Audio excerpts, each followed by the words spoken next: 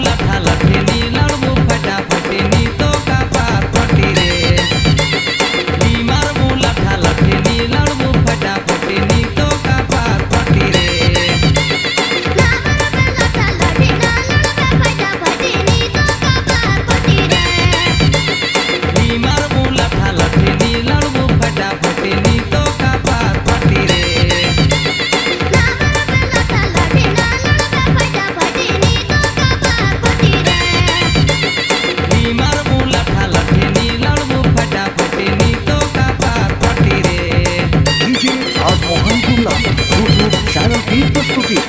हमारे चैनल को सब्सक्राइब करें और बेल आइकन को दबाएं और सुने हमारे गाने सबसे पहले।